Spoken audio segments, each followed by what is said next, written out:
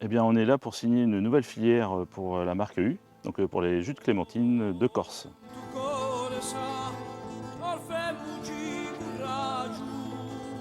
On est là à Capocasal, sur la commune d'Aléria, plaine orientale en Corse, chez notre ami et producteur Ange Maestrini. Et c'est là où tout commence. C'est là où les fruits naissent, les fruits après qui vont raconter cette belle histoire de la Corse dans des jus et dans d'autres produits sur tout le continent. Alors on est avec Système U et l'SDH parce qu'ici on est sur un engagement filière avec des acteurs qui ont compris que c'est ensemble qu'ils vont pouvoir amener ce que la France a besoin, c'est-à-dire de l'identité, de l'authenticité et beaucoup de positivité. Aujourd'hui, on est chez un producteur qui a un verger qui a 100 ans, qui a vu démarrer la clémentine de Corse, même si la labellisation elle est plus récente, mais les premiers clémentiniers étaient ici. Et c'est tout un symbole de voir que 100 ans après son introduction au même endroit, on vient aujourd'hui consolider nos relations et créer ce qu'on souhaite tous, améliorer la sécurité dans les filières, la visibilité, le fait de prévoir. Les arboriculteurs, c'est un métier de continuation, d'anticipation même de ce qui peut se passer à tous les niveaux. Aujourd'hui, on est en plein dans le sujet du changement climatique, dans l'apparition de nouvelles maladies, dans la disparition de plusieurs molécules. Mais tout ça, c'est des choses qu'on ne peut comprendre et gagner qu'ensemble.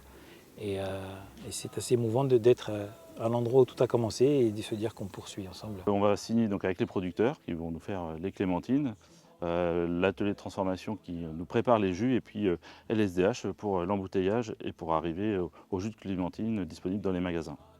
En termes de tripartite, effectivement, c'est la première. Alors encore une fois, on continue à déployer toute cette partie filière sur notre pôle liquide et sur le groupe LSDH. C'est un travail qui est lancé également, essayer de reproduire un petit peu ce qu'on a su faire sur le lait. La particularité, c'est qu'aujourd'hui, on se retrouve, on est sur une filière où on est déjà sur la deuxième transformation nous concernant LSDH. Enfin, cette histoire qu'on construit, on l'a construit avec un producteur, on l'a construit avec un premier transformateur, mais finalement, pour une finalité qui est la même, essayer de pérenniser toute cette chaîne, donner de la visibilité, assurer une valorisation du savoir-faire, du travail qui est réalisé et des matières qui sont proposées. On profite également de l'engagement de nos distributeurs pour pouvoir consolider toute cette dynamique. C'est un accord tripartite qui va durer 3 ans un minimum, et puis qu'on renouvellera puisqu'on a la volonté de perdurer et de faire évoluer la gamme et les produits. Donc c'est un engagement de 3 ans dans un premier temps. Ça va apporter pour moi, pour les producteurs corses, une lisibilité puisqu'on va s'engager dans la durée, donc une visibilité sur la production, et puis aussi un accompagnement puisque dans nos contrats tripartites, on a la volonté de les accompagner dans le changement de pratiques agroécologiques. Et donc on est engagé à leur côté pour faciliter cette transition et puis à trouver des systèmes plus résilients pour la faune et la flore de Corse. C'est appelé à être un mode de fonctionnement qui peut se généraliser. Ça s'est fait beaucoup dans le lait, bien sûr, ou dans d'autres produits, mais sur les jus de fruits, avec un premier transformateur en Corse professionnel qui s'appuie sur des labels de qualité, des SICO, avec un cahier des charges particulier qui a été voulu avec le client. On arrive quand même à ce que ce soit création de valeur, porteur d'avenir.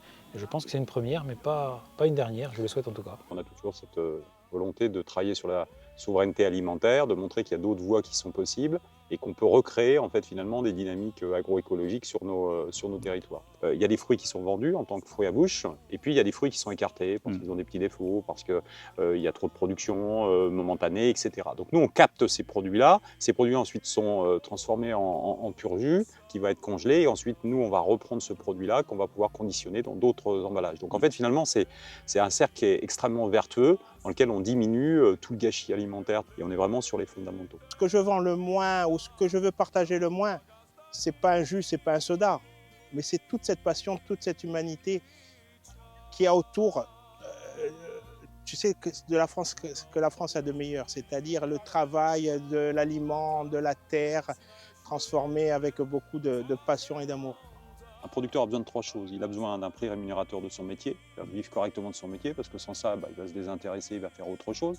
Il a besoin de visibilité, ça c'est ce qu'on lui en apporte, par les débouchés, par les outils industriels qu'on monte, qui permettent de traiter les produits.